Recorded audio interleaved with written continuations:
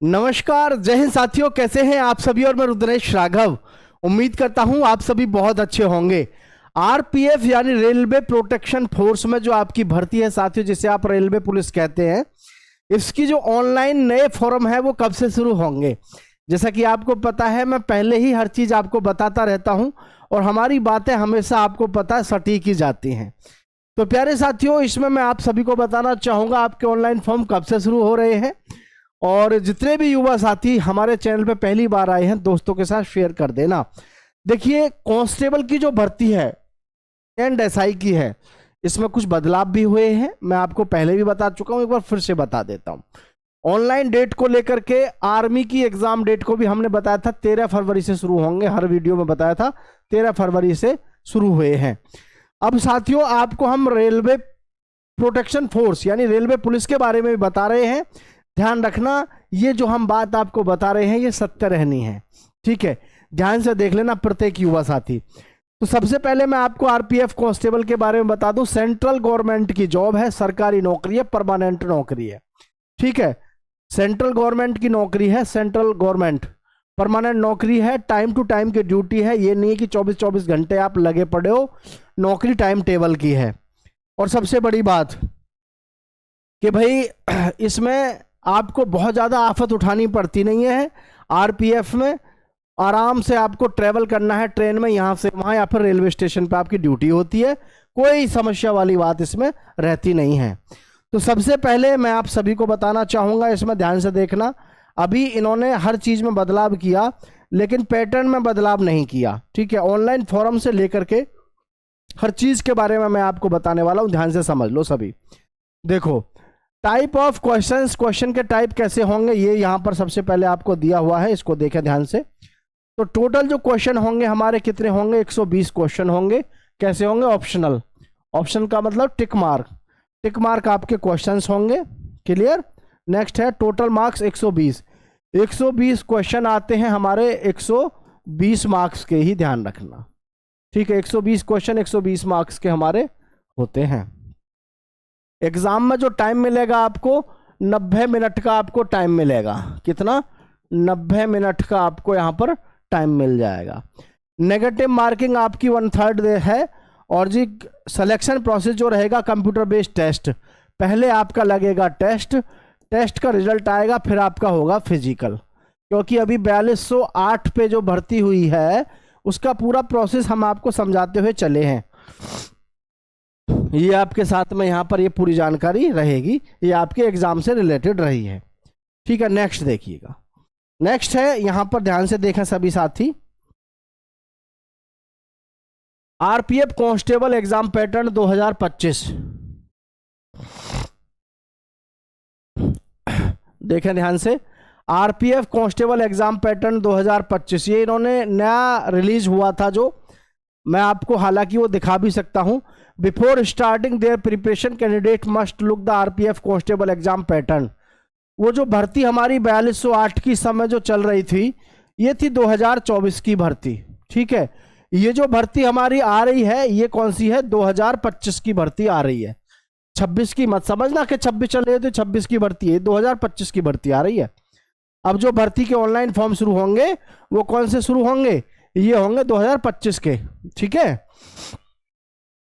आगे है aspirants must be aware of the number of sections, the duration of exam and the total number of questions asked in the RPF constable exam 2025।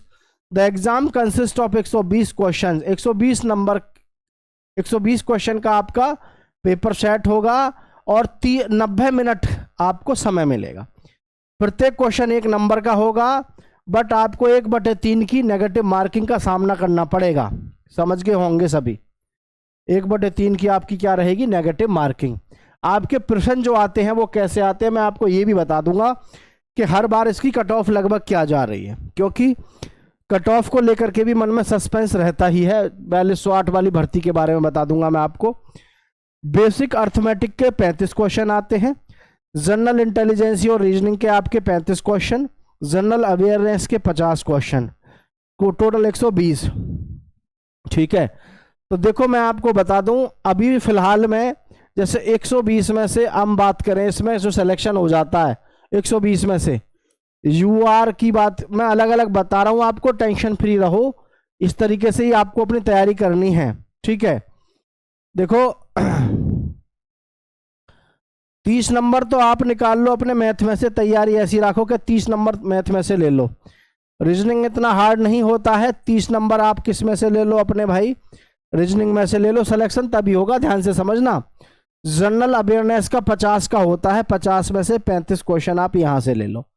3 तिया 9, 9 है ना, 95 question अगर आपने सही कर दिए, जनरल से हो आप, SC ST किसी से भी हो, आपका सिलेक्शन हो जाएगा।